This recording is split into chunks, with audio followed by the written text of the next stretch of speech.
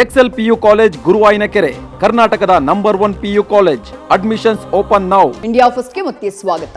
ಪ್ರಶ್ನೆ ಪತ್ರಿಕೆ ಲೀಕ್ನಿಂದ ರದ್ದಾಗಿದ್ದಂತಹ ನೀಟ್ ಪರೀಕ್ಷೆ ನಿನ್ನೆ ಮತ್ತೆ ನಡೆದಿದೆ. ಲಕ್ಷಾಂತರ ವಿದ್ಯಾರ್ಥಿಗಳು ರಾಜ್ಯದಲ್ಲಿ ನೀಟ್ ಎಕ್ಸಾಮ್ನ ಎದುರಿಸಿದ್ದಾರೆ. ಅದೀಗ ಪರೀಕ್ಷೆ ಮುಗಿದ ಮೇಲೆ ನೀಟ್ ರಾಜಕೀಯ ರಂಪಾಟ ಶುರುವಾಗ್ಬಿಟ್ಟಿದೆ. 3 ಅಭ್ಯರ್ಥಿಗಳು ಟ್ರಾಫಿಕ್ನಿಂದ ಎಕ್ಸಾಮ್ ಮಿಸ್ ಮಾಡಿಕೊಂಡಿದ್ದಕ್ಕೆ ಕಾಂಗ್ರೆಸ್ ಸಂಕಲ್ಪ ಸಮಾವೇಶ ಕಾರಣ ಅಂತ ಹೇಳಿ ಬಿಜೆಪಿ ಜೆಡಿಎಸ್ ಆರೋಪ ಮಾಡಿವೆ. ದೋಸ್ತಿಯ ಆರೋಪಕ್ಕೆ ಕಾಂಗ್ರೆಸ್ನ ಪ್ರಶ್ನೆ ಪತ್ರಿಕೆ ಲೀಕ್ನ ಸಮಜಾಯಿಷಿಯನ್ನ ಕೊಟ್ಟು ಟಕ್ಕರ್ ಕೊಟ್ಟಿದೆ.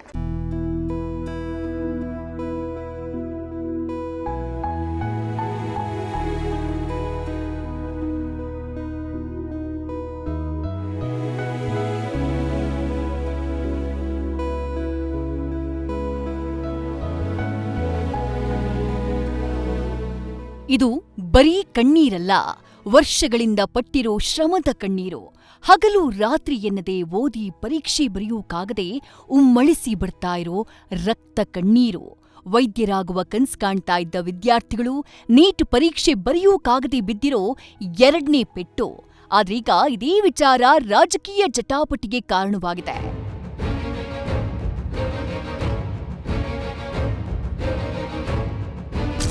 ನೀಟ್ ಪರೀಕ್ಷೆಗೆ ಲೇಟ್, ಪರೀಕ್ಷೆ ಬರೆಯೋಕಾಗದೆ ಕಣ್ಣೀರು.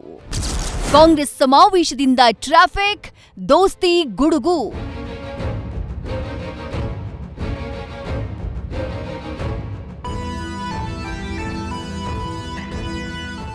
ನಿನ್ನೆ ದೇಶಾದ್ಯಂತ ನೀಟ್ ಪರೀಕ್ಷೆ ನಡೀತಾ ಇತ್ತು. ಇದೇ ವೇಳೆ ಕೆಪಿಸಿಸಿ ಅಧ್ಯಕ್ಷರಾಗಿ ಬಿಕೆ ಹರಿಪ್ರಸಾದ್ ಪಟ್ಟಾಭಿಷೇಕ ಕಾರ್ಯಕ್ರಮವೂ ಇತ್ತು. ಇದರಿಂದಾಗಿ ಬೆಂಗಳೂರಿನಲ್ಲಿ ಟ್ರಾಫಿಕ್ ಜಾಮ್ ಉಂಟಾಗಿ 3 ವಿದ್ಯಾರ್ಥಿನಿಯರು ನೀಟ್ ಪರೀಕ್ಷಾ ಕೇಂದ್ರಕ್ಕೆ ಹೋಗೋಕೆ ತಡವಾಗಿ ಪರೀಕ್ಷೆಯನ್ನ ಮಿಸ್ ಮಾಡ್ಕೊಂಡ್ಬಿಟ್ಟಿದ್ದಾರೆ. ಇದೀಗ ಇವರು ಪರೀಕ್ಷಾ ಕೇಂದ್ರಕ್ಕೆ ಲೇಟಾಗಿ ಹೋಗೋಕೆ ಕಾಂಗ್ರೆಸ್ನ ಸಂಕಲ್ಪ ಸಮಾವೇಶವೇ ಕಾರಣ, ಅದರಿಂದ ಆದಂತಹ ಟ್ರಾಫಿಕ್ ಜಾಮ್ ಕಾರಣ ಅಂತ ಹೇಳಿ ಕೇಂದ್ರ ಸಚಿವ ಎಚ್.ಡಿ. ಕುಮಾರಸ್ವಾಮಿ ಕಿಡಿಕಾರಿದ್ದಾರೆ. ಪ್ರಧಾನಿ ಮೋದಿಯವರ ಸಂಯಮವನ್ನ ಎಕ್ಸಾಂಪಲ್ ಆಗಿ ಕೊಟ್ಟು ಕಾಂಗ್ರೆಸ್ಸಿಗರಿಗೆ ಕುಟುಕಿದ್ದಾರೆ. ನಿನ್ನೆ ದಿನದ ನೀಟ್ ಎಕ್ಸಾಮ್ನ ಸಂದರ್ಭದಲ್ಲಿ ಕೆಲವು ನೀಟ್ನ ಪರೀಕ್ಷೆಯನ್ನು ಬರೀತಕ್ಕಂಥ ವಿದ್ಯಾರ್ಥಿಗಳಿಗೆ ಪ್ರವೇಶಕ್ಕೆ ಅವಕಾಶಗಳು ದೊರಕಲಿಲ್ಲ. ಸಮಯ ಲೇಟ್ ಆಯಿತು, 2 ನಿಮಿಷ 3 ನಿಮಿಷ ಅಂತ ಹೇಳಿ. ಅದಕ್ಕೆ ಬಹುಶಃ ಕಾರಣ ಕಾಂಗ್ರೆಸ್ನ ನಿನ್ನೆ ದಿನದ ಕಾರ್ಯಕ್ರಮ. ಬೆಂಗಳೂರಿನ ಹಲವಾರು ಭಾಗದಲ್ಲಿ ವಾಹನದ ದಟ್ಟಣೆ ಆಗಲಿಕ್ಕೆ ಅವರ ಕಾರ್ಯಕ್ರಮದ ಹಿನ್ನೆಲೆ ಒಳಗೆ ಕೆಲವು ಸಮಸ್ಯೆಗಳನ್ನು ವಿದ್ಯಾರ್ಥಿಗಳನ್ನು ಎದುರಿಸಿದ್ದಾರೆ. ಪಾಪ ಅವರ ಜೀವನಕ್ಕೆ ಹಾಳಾಗಿದೆ ಜೀವನ. ಪ್ರಧಾನಮಂತ್ರಿಗಳು ನಿನ್ನೆ ದಿನ ಏರ್ಪೋರ್ಟ್ನಿಂದ ಅವರ ನಿವಾಸಕ್ಕೆ ಹೋಗ್ತಕ್ಕಂಥದ್ದಕ್ಕೆ 45 ನಿಮಿಷ ಏರ್ಪೋರ್ಟ್ ಅಲ್ಲಿ ಕೂರ್ತಾರೆ. ಕಾರಣ ಅವರು ಹೋಗ್ತಕ್ಕಂಥ ಸಂದರ್ಭದಲ್ಲಿ 0 ಟ್ರಾಫಿಕ್ ಮಾಡ್ತಾರಲ್ಲ, ಮಕ್ಕಳಿಗೆ ತೊಂದರೆ ಆಗಬಾರದು ಅಂತ ಹೇಳಿ ಆ ಸಮಯದಲ್ಲಿ 45 ನಿಮಿಷ ಏರ್ಪೋರ್ಟ್ನಲ್ಲಿ ಕೂತಕ್ಕಂಥ ತೀರ್ಮಾನ ಏನ್ ಮಾಡ್ತಾರೆ. ಅದು ಒಬ್ಬ ಜನಪ್ರತಿನಿಧಿಗೆ ಇರಬೇಕಾದಂತ ಮುಂದಾಲೋಚನೆ, ಮುಂಜಾಗ್ರತೆ ಕ್ರಮ ಯಾವ ರೀತಿ ತಗೋಬೇಕು ನಾವು ಅಂತಕ್ಕಂಥದ್ದು ಅವರ ನಡವಳಿಕೆ ಏನಿದೆ ಅದನ್ನಾದ್ರೂ ತಿಳ್ಕೊಂಡು ಸರಿಪಡಿಸ್ಕೊಳ್ಳಿ ಅನ್ನೋದನ್ನ ಹೇಳಲಿಕ್ಕೆ ಬಯಸ್ತೇನೆ. ಕಾರ್ಯಕ್ರಮ ಮುಂದೂಡಿದ್ರೆ ಏನಾಗ್ತಿತ್ತು? ಅಶೋಕ್ ಪ್ರಶ್ನೆ. ನೀಟ್ ಲೀಕ್ ಆಗಿದ್ದಕ್ಕೆ ಕ್ಷಮೆ ಕೇಳಿ ಎಂದ ಪ್ರಿಯಾಂಕ್ ಖರ್ಗೆ. ನೀಟ್ ಪರೀಕ್ಷೆ ಮಿಸ್ ಮಾಡಿಕೊಂಡ ವಿದ್ಯಾರ್ಥಿಗಳ ಪರ ವಿಪಕ್ಷ ನಾಯಕ ಆರ್ ಅಶೋಕ್ ಕೂಡ ಧ್ವನಿ ಎತ್ತಿದ್ದಾರೆ. ಕಾಂಗ್ರೆಸ್ನವರು ರೋಡ್ ಜಾಮ್ ಮಾಡಿ ವಿದ್ಯಾರ್ಥಿಗಳಿಗೆ ತೊಂದರೆ ಮಾಡಿದ್ದಾರೆ. 2-3 ಗಂಟೆ ಕಾರ್ಯಕ್ರಮವನ್ನ ಮುಂದೂಡಿದ್ರೆ ಇವ್ರ ಗಂಟೆನಾದ್ರೂ ಹೋಗ್ತಿತ್ತಾ ಅಂತ ಹೇಳಿ ಅಶೋಕ್ ಪ್ರಶ್ನೆ ಮಾಡಿದ್ದಾರೆ. ಆದ್ರೆ ಗೃಹ ಸಚಿವ ಪ್ರಿಯಾಂಕ್ ಖರ್ಗೆ ವಿದ್ಯಾರ್ಥಿಗಳು ಲೇಟ್ ಆಗಿದ್ಯಾಕೆ ಅಂತ ಸಮಜಾಯಿಷಿ ಕೊಟ್ಟಿದ್ದಾರೆ. ಜೊತೆಗೆ ನೀಟ್ ಪ್ರಶ್ನೆ ಪತ್ರಿಕೆ ಲೀಕ್ ಆಗಿದ್ದಕ್ಕೆ ಮೊದಲು ಕ್ಷಮೆ ಕೇಳಿ ಅಂತ ಗುಡುಗಿದ್ದಾರೆ. ನೀಟ್ ಪರೀಕ್ಷೆಗೆ ಹೋಗುವಂತ ವಿದ್ಯಾರ್ಥಿಗಳಿಗೆ ತೊಂದರೆ ಮಾಡಿದ್ದಾರೆ. ಸ್ವತಃ ಪ್ರಧಾನಮಂತ್ರಿಯವರು ನೀಟ್ ಪರೀಕ್ಷೆ ಶುರುವಾಗುತ್ತೆ ಅನ್ನೋ ಒಂದೇ ಒಂದು ಕಾರಣಕ್ಕೆ ಅವರು ಬೇರೆ ವೆಸ್ಟ್ ಬೆಂಗಾಲಿಂದ ಬಂದು ಇಳಿದು ಏರ್ಪೋರ್ಟ್ ಅಲ್ಲಿ ವಿದ್ಯಾರ್ಥಿಗಳಿಗೋಸ್ಕರ ಸುಮಾರು 2-2.5 ಗಂಟೆಗಳ ಕಾಲ ಕಾದು ವಿದ್ಯಾರ್ಥಿಗಳೆಲ್ಲರೂ ಕೂಡ ಪರೀಕ್ಷೆಗೆ ಹೋದ ಮೇಲೆ ಕನ್ಫರ್ಮ್ ಮಾಡಿಕೊಂಡು ಅವ್ರು ವಾಪಸ್ ಮನೆಗೆ ಹೋಗ್ತಾರೆ. ಈ ಜ್ಞಾನ ಈ ಕಾಂಗ್ರೆಸ್ ಪಾರ್ಟಿಯವ್ರಿಗೆ ಮಾಡಲಿಲ್ಲ. ನಿನ್ನೆ ಕಾರ್ಯಕ್ರಮವನ್ನ 1-2 ಗಂಟೆ 3 ಗಂಟೆ ಮುಂದೆ ಹಾಕೊಂಡಿದ್ರೆ ಏನ್ ಗಂಟು ಹೋಗ್ತಾ ಇತ್ತು. ಕಳೆದ 10 ವರ್ಷದಲ್ಲಿ 90 ಪೇಪರ್ ಲೀಕ್ ಆಗಿದೆ.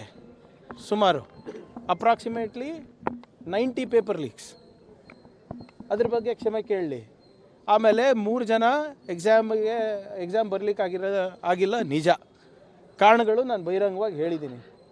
ಒಬ್ಬರು ಮಾಗಡಿಯಿಂದ ಬರ್ತಾಯಿದ್ರು, ಮಾಗಡಿನಲ್ಲಿತ್ತ ನಮ್ಮದು ಇದರಲ್ಲಿ ನಮ್ಮ ಕಾಂಗ್ರೆಸ್ ರ್ಯಾಲಿ. ಇನ್ನೂ ಒಬ್ಬರು ಹಳೆಯ ಹಾಲ್ ಟಿಕೆಟ್ ತಂದಿದ್ರು, ಇನ್ನೂ ಒಬ್ಬರು ಆರ್ ಟಿ ನಗರಿಂದ ಬರ್ತಾಯಿದ್ರು ಅಂತ ಇದೆ.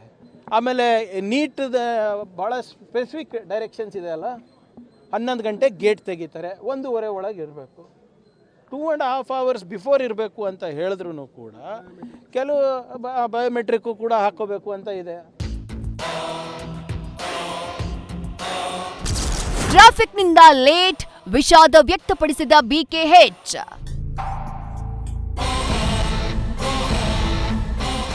ಕಾಂಗ್ರೆಸ್ನ ಸಂಕಲ್ಪ ಸಮಾವೇಶದಿಂದ ಪರೀಕ್ಷಾ ಕೇಂದ್ರಕ್ಕೆ ತೆರಳೋಕೆ ವಿಳಂಬವಾಗಿದೆ ಎಂಬ ಆರೋಪಕ್ಕೆ ಕೆಪಿಸಿಸಿ ಅಧ್ಯಕ್ಷ ಬಿಕೆ ಹರಿಪ್ರಸಾದ್ ವಿಷಾದ ವ್ಯಕ್ತಪಡಿಸಿದ್ದಾರೆ. ಜೊತೆಗೆ ಬಿಜೆಪಿಗರು ತಪ್ಪು ಮಾಹಿತಿ ನೀಡ್ತಿದ್ದಾರೆ ಅಂತ ಗುಡುಗಿದ್ದಾರೆ. ನೀಟ್ ಪ್ರಶ್ನೆ ಪತ್ರಿಕೆ ಲೀಕ್ ಆಗ್ತಾ ಇರೋದನ್ನ ಪ್ರಶ್ನಿಸಿ ಬಿಜೆಪಿ ವಿರುದ್ಧ ಹರಿಪ್ರಸಾದ್ ಮೂದಲಿಸಿದ್ದಾರೆ.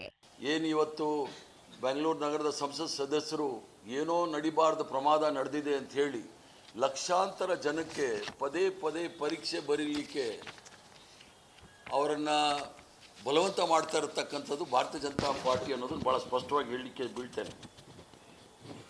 ನೀಟ್ ಪರೀಕ್ಷೆ ಸೋರಿಕೆಯಿಂದ ಲಕ್ಷಾಂತರ ಜನ, ಸುಮಾರು 1,40,00,000 ಜನ ಅವರ ಪರಿಸ್ಥಿತಿ ಏನಾಗಬೇಕು ಹೇಳಿ, ಸೋರಿಕೆಯಿಂದ ಅವರು ಪರೀಕ್ಷೆಯನ್ನು ಮುಂದೂಡಿದರು.